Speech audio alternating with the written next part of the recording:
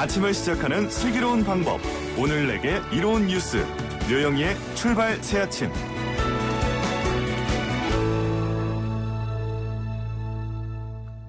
노영의 출발 새아침 3부 문을 열었습니다. 먼저 경제 박뉴스 시작합니다. 알면 대박, 모르면 쪽박. 경제 박뉴스. 복잡하고 어려운 경제 이야기를 쉽고 재밌게 풀어드리는 시간입니다. 알면 대박, 모르면 쪽박. 경제 박뉴스 참 좋은 경제연구소 이인철 소장 만나겠습니다. 소장님 안녕하세요. 예, 안녕하세요. 네, 코로나19 이후로 전례 없는 위기를 극복하기 위해서 한국판 뉴딜 정책을 추진한다. 이건 어떤 겁니까? 그렇습니다. 뉴딜 정책은 미국의 대공황 당시에 루즈벨트 대통령의 경제 재건 프로젝트입니다.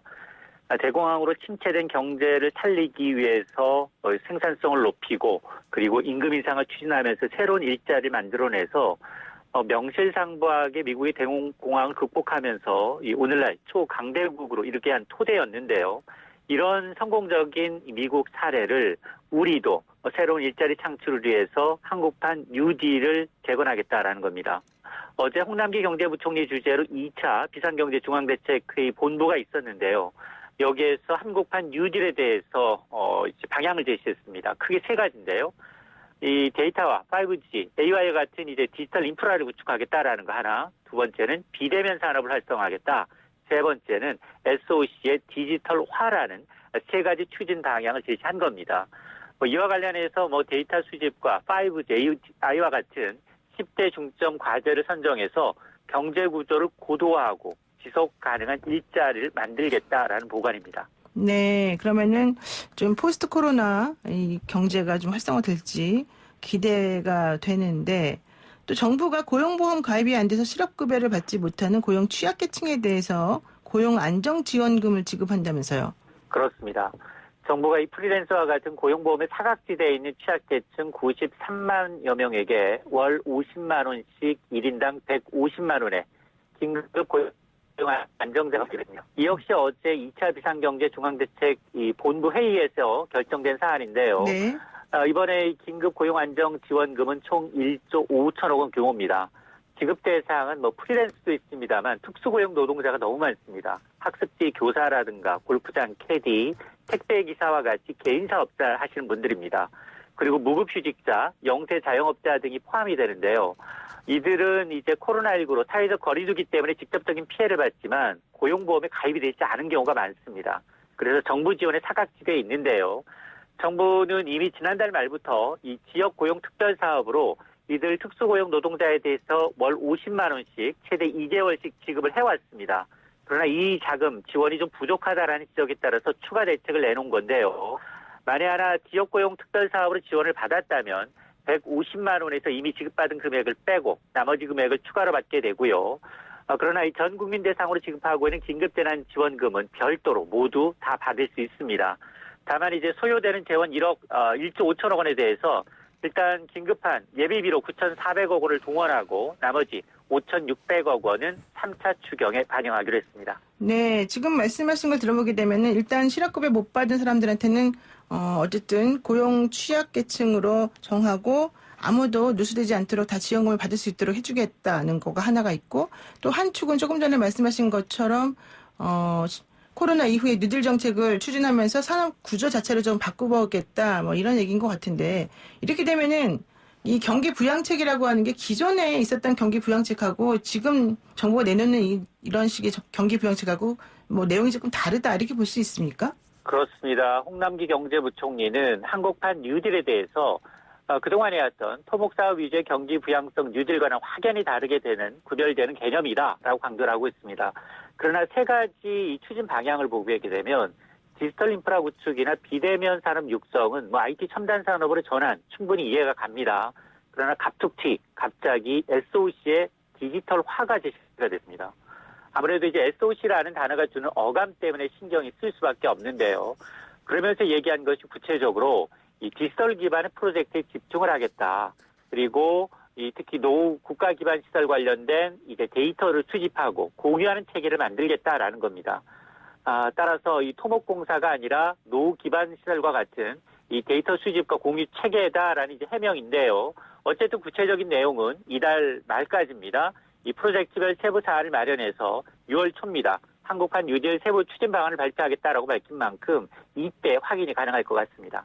네, 그렇군요. 그리고 또 국세청이 부동산 거래 과정에서 자금 출처가 분명하지 않거나 탈세 혐의가 있는 500여 명에 대해서 무더기 세무조사에 착수했다면서요. 그렇습니다. 이 고가 부동산 거래 과정에서 이 편법 증여한 것으로 의심되는 517명에 대해서 세무조사에 착수를 했습니다. 이는 그 서울 부동산 거래 신고 내역에 대한 정부 부처의 합동 조사 이후에 세 차례에 걸쳐서 국세청에 통보한 2천여 건의 탈세 의심 자료를 바탕으로 선정이 된 건데요. 517명 가운데 91명은 자기 돈 한 푼 없이 고가 아파트를 취득했습니다. 이 편법 증여로 이제 세무조사를 받은 517명의 주택 취득 금액만 7,450억 원이 넘는데요. 이 가운데 70%가 다 빚이었습니다. 자, 국세청은 날로 진흥화되고 있는 이제 탈루행위 차단하기 위해서 자금 출처 이 분석 시스템을 고도화시켜서 감시망을 더 촘촘히 하겠다라고 밝히고 있는데요. 특히 이번 조사에서는 고가주택 취득자 이외에도 20대 이 연소자들이 다주택자가 된 상, 그리고 호화 사치 생활자들, 부동산 법인에 대해서 중점 조사를 할 계획입니다. 그런데 이렇게 정말로 세무조사가 들어가게 되면 어떤 식으로 이 사람들에 대한 영향을 미치게 되나요? 뭐 도로 계약을 취소시키나요? 아니면 세무조사해서 세금, 증여나 탈법한 세금에 대해서 네. 증여세를 내지 않았다. 이럴 경우는 증여세를 매기는 거고요. 네. 탈루한 금액에 대해서는 이제 과징금을 부과하는 것이고 또 이거보다도 더 불법이 드러났다 그러면 다시 이제 경찰에 수사하는 신고 수준으로 넘어갑니다. 그러니까 형사 고발까지 지금 나갈 수 있다 이런 부분이군요. 그렇습니다. 알겠습니다. 네, 오늘 말씀 여기까지 듣겠습니다. 고맙습니다. 네, 고맙습니다. 네, 지금까지 참 좋은 경제연구소 이인철 소장이었습니다.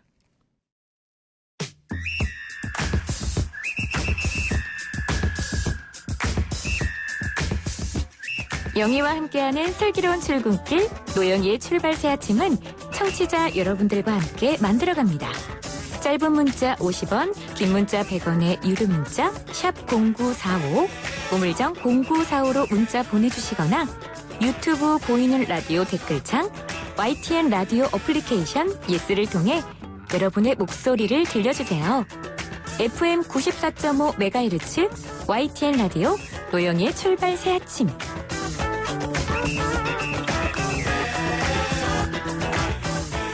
네, 이번 주는 스포츠 팬들이 정말 좋아할 만한 한 주가 되지 않나 싶습니다. 지난 5일 어린이날에는 프로야구가 개막을 했고요. 어버이날인 오늘은 프로축구 K리그가 긴 휴식 끝에 드디어 오늘 개막을 하게 됩니다. 어떤 점이 우리가 정말 좋은 건지, 어떤 점에 주목하면 될지 이야기를 한번 들어보고요. 특히 외국 사람들이 우리나라의 이 K리그 개막에 대해서 얼마나 부러워하고 있는지 이런 거 한번 알아보도록 하겠습니다. K리그에서 무려 24년간 선수로 활약한 대한민국 축구의 전설 꽁지머리 김병지 해설위원 연결돼 있는데요. 한번 연결해 볼까요? 위원님 안녕하세요. 네, 안녕하세요. 김병지입니다. 반갑습니다. 와, 저는 사실 김병지 꽁지머리 위원님 참 좋아하긴 했는데 이렇게 연결해서 직접 얘기하는 건 처음이네요. 네, 반갑습니다. 네, 요즘 어떻게 지내십니까? 근황을 조금 궁금해하는 분들이 많은데. 네, 유튜브 열심히 하고 있고요. 네. 저희들도 이제 유선 축구 클럽에 이바지하고 있는데 이제 프로축구 개막과 더불어 저희들도 기지개를 열심히 키우려고 준비하고 있습니다. 그러니까 유소년 축구팀을 양성하기도 하고 또 유튜브도 하세요? 네네, 그렇게 열심히 하고 있습니다. 그럼 유튜브로는 뭐 축구하는 기술 이런 거를 가르쳐 주는 겁니까? 기본적으로 축구 정보에 관계되어 있는 것들을 다 이렇게 이제 공유하고 있고요. 네. 지금 K리그가 이제 시작되고 있으니까 승부 예측이라든지 팬들의 궁금증을 달랠 수 있는 것들 하고 있습니다. 네. 자, 이제 축구 좋아하시는 분들은 정말 오늘을 뭐 손꼽아 기다렸을 것 같아요. 근데 원래 5월 8일 이날 개장하려고 했던 건 아니었죠? 개막하려고 했던 건. 그렇죠. 지금까지 K리그 시작을 알리는 시즌은 보통 3월 초나 늦어도 3월 중 정도는 이제 시작을 하니까요. 네. 꽤 긴 시간 늦춰졌죠. 그러면은 그동안에 좀 답답했을 것 같아요. 선수들 입장에서. 많이 답답했죠. 보통 그 휴가를 마치고 나면 네. 1월 초부터 이제 준비를 해서 이 리듬을 3월 초로 다 맞추거든요. 네. 좀 빠르게는 ACL을 빨리 나가는 팀들은 2월 초쯤인데 그러고 보면 한 석 달 정도 늦춰졌으니까 많이 지루했겠죠. 그러면 컨디션 조절도 조금 힘들어지겠습니다. 원래 계획했던 시간하고 좀 안 맞게 되죠. 뭐 컨디션은 맞출 수밖에 없는 구조로 이렇게 운동은 시켜주는데 어쨌든 선수들은 심리적으로 3월달 초 정도 되면 팬들과 함께 같이 해야 되잖아요. 그렇죠. 그래서 긴장감들이 떨어질 수밖에 없는 건데 컨디션은 그래도 한 90% 정도는 다 유지하고 있을 걸로 보입니다. 그러면 지금 한 뭐 2, 3개월 정도 이 경기 자체가 시작이 늦어지게 됐는데 앞으로 그 원래 예정했던 경기 수를 그대로 다 소화합니까? 아니면은 그냥 몇 개 빼고 하고 뭐 이럽니까? 일단 2달 늦춰진 만큼 이제 경기 수가 빠지는 걸로 정리가 됐고요. 그 경기 수는 지난 시즌과 비교했을 때 약 11경기 정도가 네. 적게 하는 걸로 그렇게 정리가 되었습니다. 그러면은 언제쯤 마지막으로 하는 거예요? 마치는 시기는 거의 비슷할 거로 보이고요. 왜 그러냐면 지금 현재 늦춰진 시기가 한 8주 정도 늦춰졌으니까요. 네. 경기 수가 8경기, 한 11경기 정도를 소화할 수 있는 시간이니까 현재 이대로 이제 코로나 바이러스가 이제 가라앉게 된다면 마치는 시기는 뭐 11월 달이나 늦어도 12월 초에는 네. 정리될 것으로 보입니다. 11월이나 12월 정도에 정리된다. 자, 그런데 좀 뭐 개막하는 건 좋은데 당분간 무관중으로 경기가 진행이 되지 않겠습니까? 그렇죠. 네, 관중이 없으면 사실 선수들 입장에서는 좀 뛸 맛이 안 난다 이런 얘기 나오던데. 그렇죠. 경기를 하다 보면 그 경기력의 그 100%를 다 소화하기 위해서는 왜 심리적인 영향도 상당히 많지 않습니까? 그렇죠. 정말 힘들 때 팬들과 같이 호흡할 때 좀 더 이겨낼 수 있는데 그런 긴장감 극대화가 좀 떨어질 수 있고 결국은 선수들이 신이 나는 거는 그 설레는 마음인데 그런 것들도 좀 떨어질 수가 있고 아마 그런 요인이 제일 클 텐데 그렇지만 경기 중에 또 선수들은 의사소통을 또 하잖아요. 네. 팬들이 없으니까 요거는 또 원활하게 됩니다. 오히려 의사소통은 또 더 조용하니까 이게 잘 될 수 있겠군요. 네. 그리고요. 지금 2017년부터 작년까지 3연속 전북 현대가 우승을 해왔는데요. 그렇게 되면 K리그의 절대 강자는 전북 현대다. 이렇게 보는 게 어느 정도 맞지 않나 싶은데 올해도 이렇게 갈까요? 아마도 제 생각에는 절대 강자 2팀 정도를 본다라면 네. 전북 현대가 당연히 또 그 우선순위 제일 위에 가 있습니다. 사실 제가 이런 축구나 이런 스포츠를 잘 몰라서 여쭤보는 건데 어떤 점에서 이렇게 절대 강자가 되나요? 이 팀은? 선수 구성에 있는 스쿼드 자체가 탄탄하고요. 네.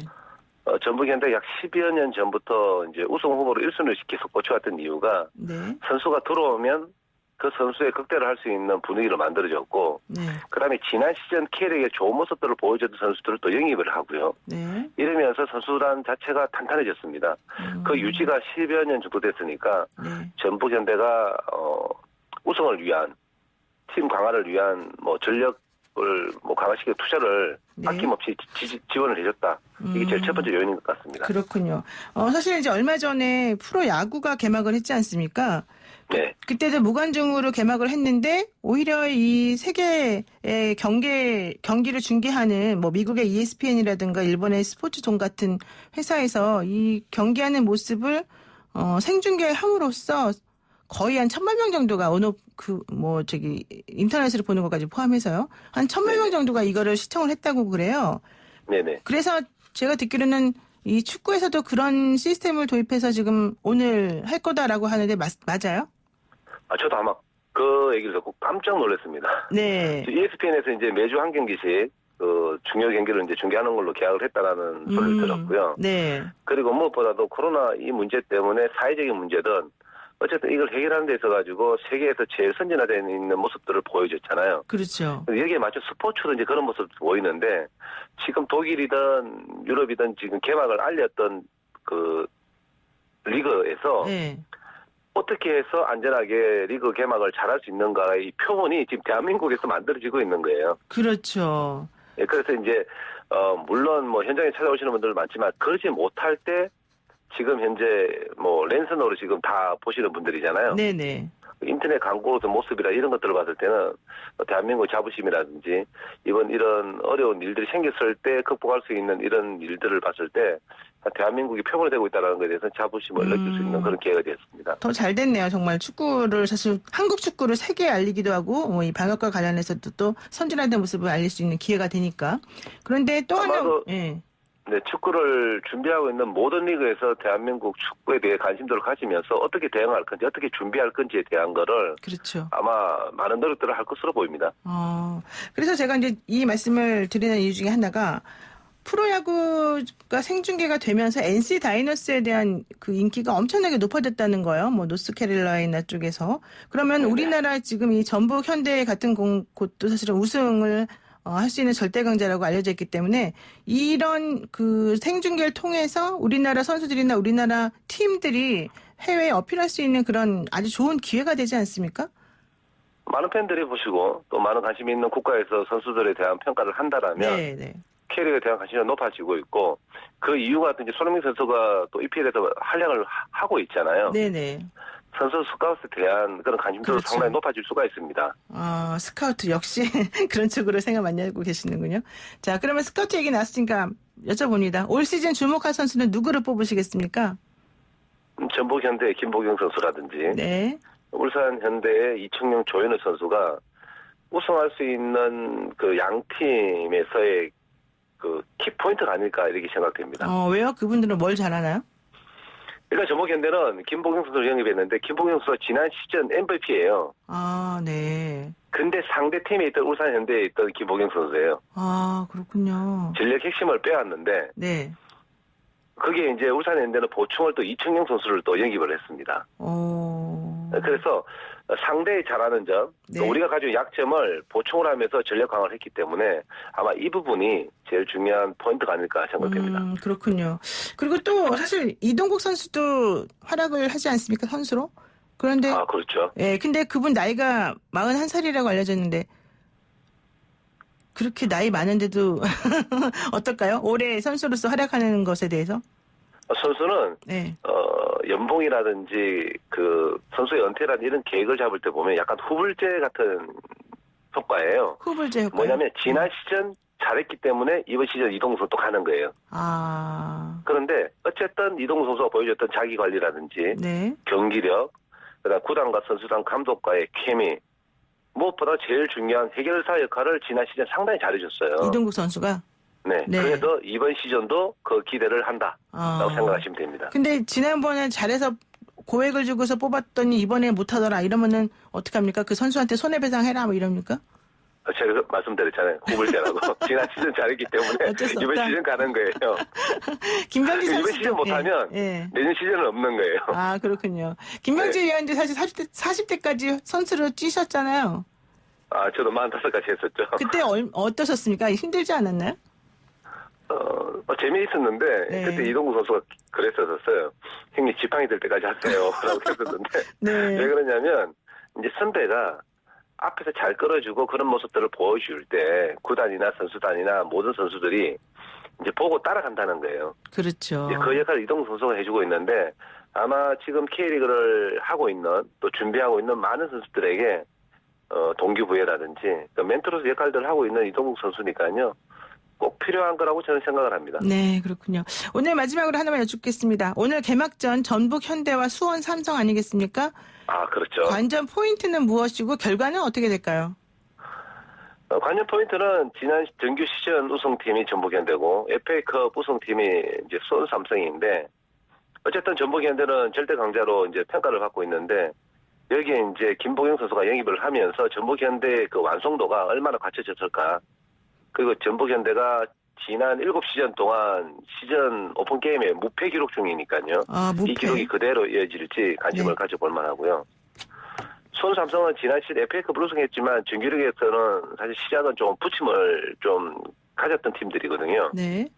여기 이제 다가트가 이제 부상에서 회복하면서 정상적인 컨디션 계약을 마무리 지었으니까 수원 삼성이 가지고 있는 저력을 얼마나 또 보여줄지 이게 이제 관심 포인트인데 제가 생각할 때는 어쨌든 전북 현대가 경기 분위기나 모든 걸 가져갈 때 한 2대1 정도 스코어를 보고 있습니다. 전북현대가 또 역시 이길 것이다. 절대 강자는 절대 강자다. 네. 네, 알겠습니다. 오늘 말씀 여기까지 듣겠습니다. 고맙습니다. 네, 감사합니다. 네, 지금까지 김병지 해설위원이었습니다.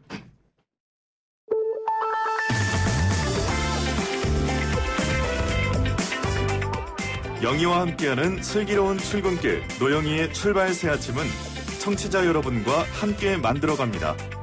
짧은 문자 50원, 긴 문자 100원에 유료 문자 샵 0945, 우물정 0945로 문자 보내주시거나 유튜브 보이는 라디오 댓글창, YTN 라디오 어플리케이션 예스를 통해 여러분의 목소리를 들려주세요. FM 94.5MHz YTN 라디오 노영희의 출발 새 아침. 잠시 후 계속됩니다.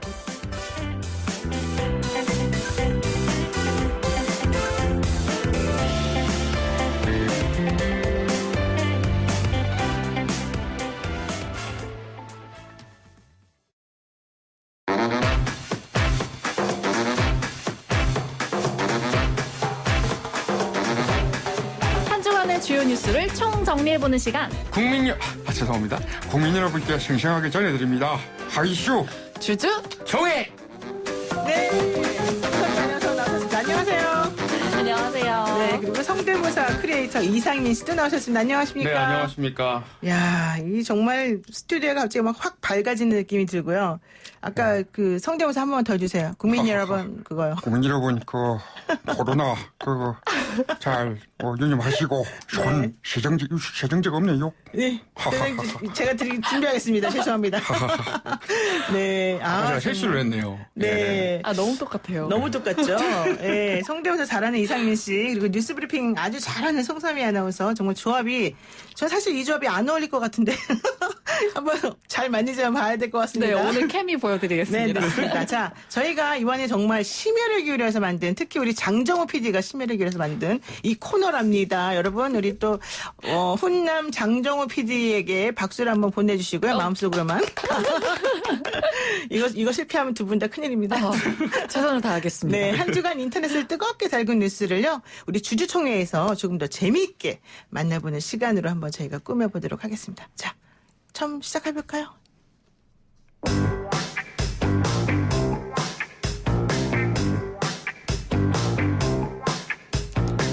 이른 아침 달림우유 문회장 사무실에선 한숨 소리가 가득했습니다. 아니, 이 악성 댓글들과 근거 없는 비난 게시글들은 도대체 뭡니까? 아이디 영희 만세, 우유에서 쇠맛이 난다라고. 아니, 어떻게 쇠맛이 납니까? 소들에게 철분제라도 먹입니까? 그리고 아이들이 그 우유 먹기만 하면 아이언맨이라도 된 겁니까? 하하하, 분명히 누군지 좀 잡히기만 해봐라. 달림우유 문회장은 근거 없는 악성 댓글을 보고서 단단히 화가 났습니다. 그러나 범인이 누군지 몰라서 해결 방법이 달리 없었죠. 한편 그 시각 국민우유 사무실. 달림 우유는 맛이 없습니다. 달림 우유에서는 쇠맛이 납니다. 휴, 됐습니다. 이로써 오늘도 댓글 작성 완료. 아니, 안 사장님, 지금 뭐 하시는 거예요? 어라, 송대리 아직 퇴근 안 했어요. 뭘 좀 두고 가서요. 근데 이거 뭐예요? 우유가 맛이 없다? 쇠맛이 난다? 국민우유 안 대표님, 혹시 지금 악성 댓글 다시는 거예요? 아닙니다. 저는 자수성가의 아이콘입니다. 제가 그럴 리가 있겠습니까? 아무리 봐도 맞는 것 같은데. 진짜 아니에요? 진짜 아닙니다. 지금 의심하는 자 누굽니까? 아니, 비켜봐. 이거 봐. 근거 없는 악성 댓글 여기 다 있네. 이거 다 직접 다신 거잖아요. 송대리 정말 실망입니다. 결국 국민우유 안 대표는 달림우유에 대한 근거 없는 비난 게시글, 악성 댓글을 조직적으로 게시한 혐의로 경찰 수사를 받게 됐습니다. 와, 정말 악성 댓글 다는 사람들은 경찰 조사 좀 잘 받았으면 좋겠는데. 근데 이상민 씨 성대모사가 네. 더 늘었네요, 지난번보다. 아무래도 제가 좀 한 살 더 먹다 보니까. 절치부실. 네네네. 저번에 이번에도. 잘리더니만. 네. 갑자기 뼈를 때리시면 반칙 아닙니까? 제가 지난번에 잘랐습니다. 아니, 이게 도대체 뭐냐고 말이야. 네. 지난번 성대모사 뭐였죠? 아니, 똑같아요. 이거였는데. 변한 게 없거든요. 변한 게 없었습니다. 근데 맨날 딱 2개 하면 할 게 더 이상 없어요. 그러니까요. 네, 그래서- 대선 주자들이 이제 나와줘야 되는데. 그러니까요. 네. 분발하는 걸로. 네. 이제 다음에 홍준표 성대모사 이런 것도 한번 좀 개발해 보시고. 지금 뭐 연구 중이긴 한데 하면 어렵죠? 이순재 선생님 같다 그래가지고. 아, 그것도 괜찮겠네요. 아니, 근데 뭐 이상민 씨는 그렇다 치고 송소미 아나운서 연기 진짜 잘하네요. 감사합니다. 그렇죠. 열심히 정말 너무 연습했어요. 잘하죠. 사실 제가 이걸 하기 전에 이렇게 대본을 보면서 제가 그 아나운서님의 그 연기력에 그 눌리지 않을까 걱정을 했거든요. 네. 근데 오늘 참 그 염려는 없었던 것 정말 같다. 쓸데없었다. 예. 네, 맞습니다. 저는 송소미 아나운서가 이렇게 아나운서로서만 잘한 줄 알았더니 이렇게 개그감을 가지고 있는 이런 4세대급 아나운서였다는 걸 처음 알았습니다. 자, 그런데 오늘은 이제 한 얘기가 우유에서 쇠맛이 난다. 이렇게 이 댓글을 달므로써 경쟁사가 방해 공작을 한 바로 이 남양유업 사건에 대한 얘기죠. 네. 네. 이 지난해 남양유업이 경쟁사 메일유업을 비난하는 인터넷 게시물과 댓글을 조직적으로 게시를 해서 경찰 수사를 받고 있다는 내용이 있어요. 네. 홍원식 남양유업 회장 등 7명이 명예훼손과 업무방해 혐의로 수사를 받고 있는데요. 약 1년 전이거든요. 지난해 네. 상반기에 남양유업하고 홍보대사가 함께 무려 50개의 아이디로 맘카페 같은 유명 사이트에 비방 게시물을 70여 건이나 올렸대요. 와, 이건 너무 치사한 것 같은데요. 맘카페에다 이렇게 올리고 그러면은. 그런데, 자, 비방글의 내용이 정확히 뭡니까, 그러면? 그 내용이 이렇습니다. 메일유업 유기농 우유의 성분이 의심된다. 어머나. 우유에서 쇠맛이 난다. 네. 또 우유가 생산된 목장 근처에 원전이 있다. 원전이 있다? 네, 이런 내용인데 이 경찰의 압수수색 결과 남양유업이 홍보 대행사한테 대금을 지급한 정황까지 파악이 됐습니다. 그럼 홍보 대행사가 이런 식으로 치사 마케팅을 했다는 거네요? 네. 세상에. 이거 어떻게 봐야 될까요, 이상민 씨? 그 원전은 우리가 탈원전으로 가야 되는 그 추세가 있기 때문에요. 네. 저는 뭐, 헛소문, 이런 건 근절해야겠죠. 저는 뭐 제 목소리 하는 것보다는 이게 더 웃음거리가 될 것 같아가지고. 예. 아주 좋습니다. 근데 진짜 이거는 손짓까지 같이 하시기 때문에 네. 꼭 이 유튜브를 보시면서 좀 들었으면 좋겠는데, 자, 이제 그 메일유업 유기농 우유 성분이 의심이 된다. 뭐 우유에서 쇠맛이 난다. 자, 이렇게 했다는 거예요. 그럼 메일유업 측에서도 너무 화가 많이 났을 것 같고, 네. 남양유업 측에서는 또 변명을 해야 될 거 아닙니까? 네, 남양유업 측에서는요, 홍보대사의 마케팅 업무를 맡긴 것 뿐이지, 비난 게시물을 지시한 건 아니다라고 밝혔는데요. 당시에 온라인 홍보 경쟁이 워낙 과열이 됐었고, 실무자가 사실에 근거한 비판을 한 거다라고 변명을 했어요.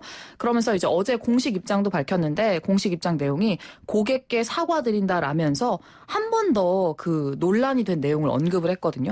매일 상하 유기농 목장이 원전 4km 근처에 위치해 있다. 이 사실에 이 비방글이 사실이기 때문에 문제가 없을 거다라고 말을 했어요. 네. 그런데 이제 과거에도 남양유업이 2009년, 2013년에 인터넷에서 경쟁사를 비방한 혐의로 경찰 수사를 받은 적이 있기 때문에 의심을 거두지 못하고 있습니다.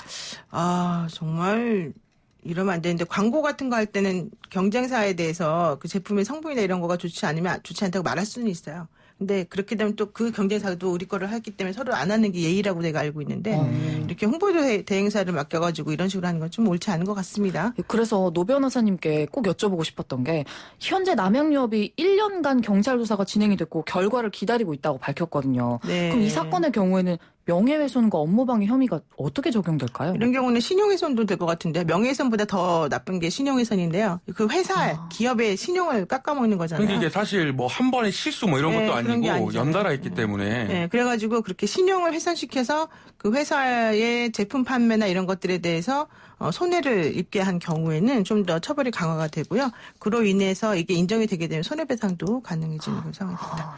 네, 그리고 이제 두 번째 것도 한번 보겠습니다. 지금 시간이 없어서 준비한 거 많은데 네. 오늘은 그래도 어버이날이니까 효자와 불효자 얘기를 한번 해볼까요? 자.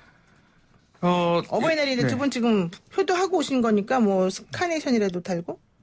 뭐 저희 집 같은 경우에는 네. 다 그 시간대별로 그러니까 다 따로 일을 하세요 부모님. 그래서 만나기가 좀 그래서 일단 제가 좀 모종의 그 뇌물을 좀 드리고 오해하실까봐 용서를 네. 좀 드리고 네. 그 다음에 이제 뭐 식사를 갖는다든지 그런 네. 걸 좀 준비 중입니다. 네, 자 송선미 아나운서 어떤 소식이 있습니까?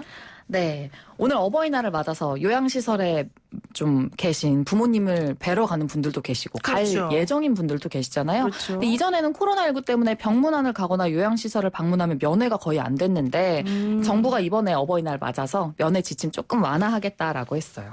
아 그렇게 얘기를 좀 돼 있군요. 네. 어쨌든 뭐 강력한 사회적 거리두기 또 생활 속 거리두기 이렇게 좀 바뀌고 나서 그래도 면회가 조금 뭐 어쨌든 가능해지긴 했다 이런 얘기잖아요. 그렇죠. 투명 칸막이 얘기도 나오고요. 네. 자 그렇게 되면 화상면회 이런 것도 가능할 것 같은데 자 우선 이상민 씨가 네. 그 어버이날에 있어서 안 될 불효자에 대한 얘기 이런 것도 한번 해주시죠. 뭐 이게 여러 가지가 있는데 한 가지만 이제 대표적으로 네네. 말씀을 드리면은 지난달 27일 40대 남성이 서울 동작구 상도동의 한 빌라에서 70대 할머니와 또 그의 손자 12살 허모군을 살해한 혐의로 법원에 출석을 했습니다. 아 정말 나쁜 사람이더라고요. 네. 이 40대 남성은 다름 아닌 70대 할머니의 아들이자 12살 허모군의 아버지였는데요.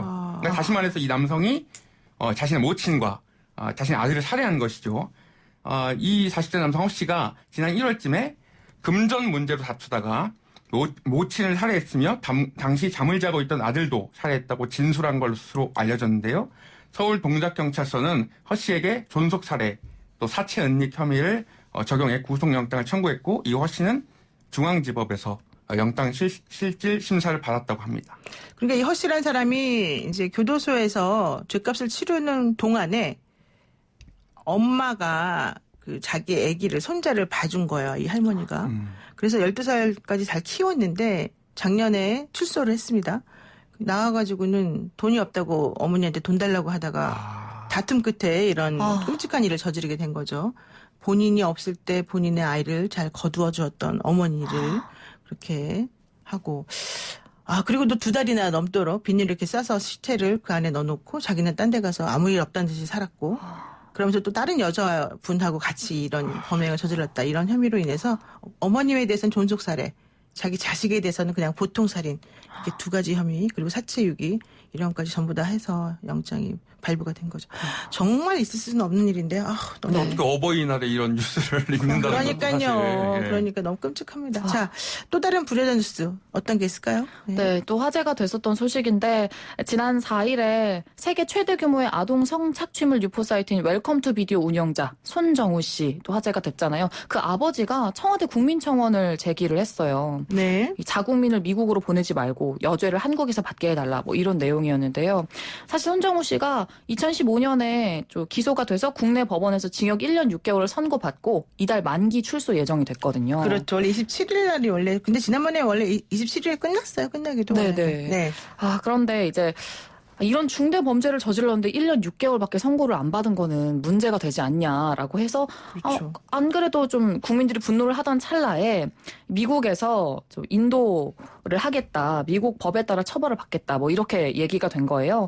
미국은 아동 청소년 성착취물을 제작하면 초범이라도 징역 15년에서 30년형을 받을 수가 있거든요. 그래서 이제 미국으로 가게 되면 중형을 피할 수가 없고 그러니까 이제 부친이 청원을 제기하게 된 거죠. 그 청원 내용이 뭡니까? 아무래도 국가는 자국민을 보호할 의무가 있는데 아무리 흉악한 범죄를 지었더라도 국내에서 처벌받게 해달라. 그리고 국내에서 모든 형량을 채웠다. 이렇게 얘기를 하고 있는 건데요. 이 청원에 이례적으로 댓글이 정말 많이 달렸고요. 50여 명이 동의를 한 상태입니다. 50여 명 동의요? 네.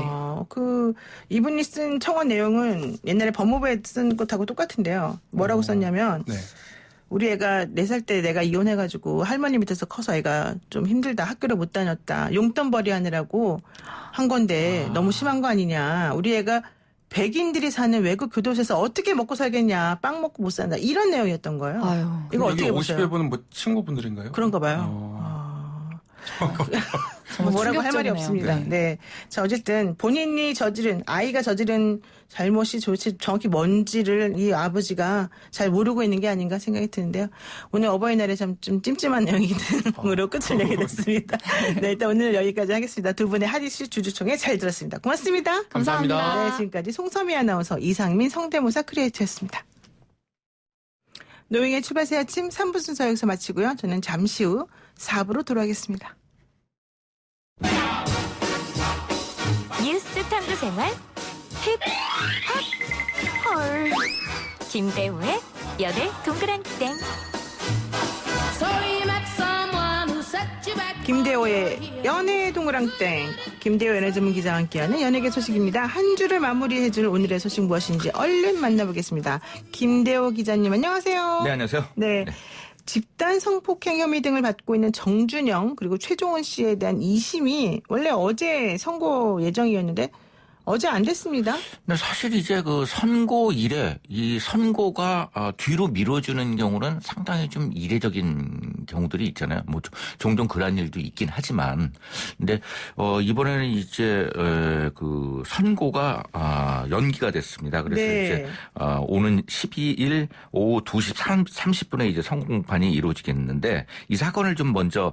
이제 많은 분들이 굉장히 그때 당시에는 충격을 받았었는데 저간의 상황을 잘 모르시는 분들도 계실지 않을까 싶어서 옛날 이야기를 좀 짚어보면 이 사건은 이제 2016년도 1월과 3월에 일어난 일입니다. 그래서 네. 강원도 홍천, 대구 등지에서 이제 평소 알고 지내던 연예인 지망생이나 클럽에서 만난 여성들을 수차례에 걸쳐서 이 집단 성폭행하고 동의 없이 이제 성관계 영상을 촬영한 혐의로 기소가 됐었죠. 네. 그런데 이제 이 사건이 묻혀질 뻔했는데 클럽 버닝썬 사태가 불거지면서 지난해 초 이제 가수 승리 등이 참여한 카카오톡 단체 대화방에 이 정 씨가 불법 촬영한 성관계 동영상을 10차례 올렸던 사실이 확인되면서 이제 뒤늦게 사건의 전모가 드러났던 상황입니다. 10번이나 올렸어요? 네, 그래서 지난해 11월 29일 열린 1심 선고판에서 이 정준영은 징역 6년 그리고 또 최종우는 징역 5년을 선고받았고 네. 여기에 이제 그 권혁주는 징역 4년을 선고받았죠. 근데 이제 정준영 등은 반성을 한다면서도 1심에서 네. 이제 일부 혐의에 대해서는 합의에 의한 성관계였다. 이렇게 이제 1심에서 주장을 했는데 네. 이번 이제 2심에서도 이러한 내용이 그 쟁점이었던 것입니다. 그러면은 그 태도를 바꾸지 않으면은 그리고 피해자하고 당연히 합의도 안 봤을 것이고 그렇게 되면 결과적으로는 2심 가도 형이 깎일 가능성이 없으니까 끝까지 버티다가 선고하기 바로 전에 그냥 합의 보겠다 좀 기다려달라 이렇게 재판부한테 말을 한 거군요. 일단 이제 노력을 한 것으로 보여져요. 단순하게 이제 합의를 보겠다 이렇게만 이야기를 한 것이 아니라 네. 그 변론이 종결된 후에 이제 그 최종훈 측에서 합의서를 재판부에 낸 거예요. 합의서 냈어요? 네, 그렇습니다. 그래서 냈는데 여기에는 이제 그 피해자의 변호사가 선고 연기에 동의한다는 문서도 함께 제출을 했다고 합니다. 그런데 결국은 이제 이 선고일에 이 합의서가 이 재판부가 받았기 때문에 이에 대해서 이제 검토를 해야만 되는 상황이죠. 단순하게 합의서가 제출됐다고 해서 그날로서 이제 이 어떤 선고의 내용이 달라질 수는 없는 것이고 최근 들어서 이 합의서 부분이 굉장히 이 성폭력 관련 사건에서 쟁점으로 등장을 하고 있습니다. 그래서 과거에는 이제 친고죄였을 때는 이 합의서와 함께 이제 소취화서를 함께 제출하면서 혐의 없음 뭐 이렇게 받는 경우도 있었지만 최근에는 이제 단순하게 이 합의서 부분에 대해서 양형과 관련돼서 굉장히 많이 살펴봐야 된다 이렇게 이야기를 하고 있습니다. 그래서 이 피고인이 자신의 범행에 대해서 진심으로 뉘우치고 이게 전제 조항입니다. 그리고 또 합의를 위한 진지한 노력을 기울여서 그리고 또 피해에 대한 상당한 보상이 이루어졌고 피해자가 처벌 불원이나 법적 사회적 의미를 정확하게 인식하는 차원에서 피고인의 처벌을 원하지 않는 경우라고 이렇게 양형위원회에서는 명쾌하게 이야기를 하고 있거든요. 그러니까 단순하게 금전적인 피해를 받았기 때문에 그냥 해주는 것이 아니라 피해자로서도 이게 어떤 사회적인 의미가 있는지에 대해서 명확하게 인식을 해야 된다라고 이야기를 하고 있습니다. 그러면서 최근 들어서는 이제 그 단순하게 합의서가 형량에 유리하게 작용을 한다. 안 한다 이렇게 평가를 할 수는 없다고 이야기를 했는데요. 이 재판부에서는 이렇게 이야기를 했습니다. 피해자의 의사를 반영해서 최소한 합의할 수 있는 기회를 제공을 해야 된다라고 하면서 이제 과거 기준이 아니라 현재 기준에 따라서 양형에 반영하겠지만 피해자 변호사의 의사를 확인했을 때 당장 선고하기는 어렵다라고 이야기를 한 것으로 보여져서는 이제 이 처벌 불원을 그러니까 처벌을 원하지 않는다 이런 의사 표시가 담기지 않았나 하는 생각이 듭니다. 근데 또 잠깐만 저도 말 좀 할게요. 죄송합니다. 아니 제가 언제 끝날지 말 좀 중간에 좀 해드려야 되는데 기다리다가 제가 못 참고 그 피해자와의 합의가 사실은 이런 종류의 사건에서 가장 중요합니다. 네. 그런데 사기 사건 같은 경우에는 얼마나 재산적으로 손해본 것을 보전해 주었느냐, 재산적으로 돈을 좀 갚아줬냐 이걸 제일 중요하게 보고요. 이런 성범죄 관련해서는 피해자가 얼마나 가해자로부터 사과를 받고 진정한 뉘우침을 이해하고 그다음에 내가 정말 이 사람을 봐줘야 되겠구나라는 마음을 갖느냐 안 갖느냐가 가장 중요하거든요. 아까 말씀하신 것처럼 예전에는 합의서가 들어가게 되면 고소 취하가 됐었고 그럼 뭐 처벌도 안 받았지만 이젠 그런 게 아니기 때문에 합의서가 들어가더라도 고소 취하는 아니고 계속 재판을 받고 대신 양형에서 조금 깎아주는 형식으로 그렇게 바뀌었죠. 그래서 제일 중요한 게 법원에서 할 거는 정말 이 합의서가 피해자의 진정한 의사에 의해서 작성이 됐느냐. 네. 이거를 확인하는 그 시간이 필요하기 그렇죠. 때문에 지금 아마 이랬던 것 같아요. 네, 이 사건이 있으면서 과거에 있었던 한 사건이 떠올라요. 그래요? 뭐가 있습니까? 연예계에서 이제 어떤 또 다른 이제 성폭행 사건이 있었는데 그때 당시에 굉장히 좀 파렴치에 가까운 사건이었습니다. 그때 당시에는 어떤 일이 벌어졌냐면 연예인 지망생이 피해자였는데 계속적으로 이제 주변을 통해서 가족을 통해서 지인을 통해서 합의를 적용을 한 거예요. 근데 이제 그러면서도 이 피해 여성이 굉장히 어떤 생각에 의해서 합의를 봐주지 않자 이 가해자 쪽에서 공탁을 맡겼습니다. 합의금을.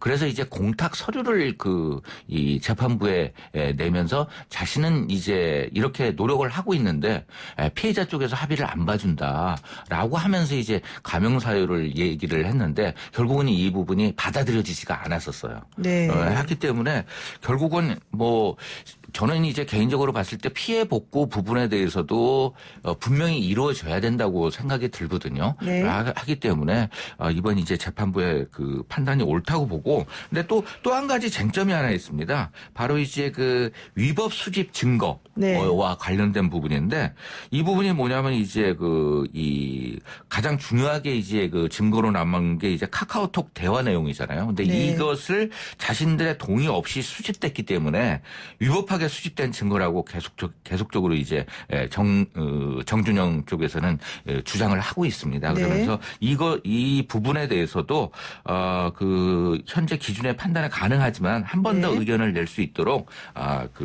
이 기일을 연기한다. 이것도 이제 하나의 조항으로 달았습니다. 위법 수집 증거가 문제가 되는 거는 수사기관이 취득한 정보, 그 정보를 위법한 방법으로 취득해서 피고인의 유죄 증거를 사용할 때에 그렇게 쓰면 안 된다. 이제 이거고요. 개인이 취득하는 방법이 불법적이다. 이거는 또 좀 변론으로 그렇죠. 하고 있습니다. 좋은 참고사항이었고요. 자, 이제 어쨌든 두 번째 얘기 한번 넘어가 보도록 하겠습니다. 래퍼 마이크로다 형제가 피해자를 조롱했다. 이런 소식이 전해져 있는데 이게 무슨 말입니까? 오랜만에 들어보는 마이크로다 소식인데. 네, 마이크로닷의 이 어머니 아버지가 모두 다 이제 사기 혐의로 이 실형 선고를 받았다는 소식이 전해졌었잖아요. 근데 이로써 이제 어느 정도 마무리되는 것 같았는데 이 피해자분들이 한 공중파 방송의 연예정보 프로그램에 출연을 해서 그동안의 사정과 이제 분통을 터뜨렸어요. 그러면서 이제 여기에 이제 단순하게 마이크로닷의 어머니 아버지만 등장하는 게 아니라 마이크로닷이 등장을 하는데 엄마와 같이 찾아와서 마이크로닷이 내가 생각하는 원금도 안 되는 돈을 주겠다고 하더라라고 이야기를 하면서 내가 합의를 못 하겠다고 하니까 돈이 없다고 했고 또 이 마이크로닷은 어디 하늘에서 돈 뭉치가 뚝 떨어지면은 연락을 드리겠다. 이렇게 이제 성질을 돋구면서 갔다. 이렇게 이야기를 했습니다. 그리고 또 그러니까 이제 결국은 감정적인 부분들이 많이 작용을 했고 마이크로닷이 젊은 나이이지만 이렇게 얘기를 해서는 결코 피해자분에게 용서를 구한다거나 아니면 또 이제 피해 금액을 조금 이제 깎을 수 있는 그런 것도 아닌 상황이잖아요. 이제 참 그 마이크로 다시 조금 그 잘못 이야기하지 않았나 하는 생각이 들어요. 그런데 이런 일들이 종종 또 발생을 해요. 네. 연예인들이 네. 어떤 뭐 합의 부분이나 뭐 이런 부분과 가지고서 이야기를 할 때 서로 이제 감정을 자극하는 경우가 있었는데, 과거에 이제 이병헌 씨가 이제 어떤 그 여성으로부터 협박받을 때 이와 관련된 내용들이 굉장히 회자가 되었었잖아요. 네. 그런데 뭐 5억을 주겠다. 뭐 7억을 주겠다. 이 얘기가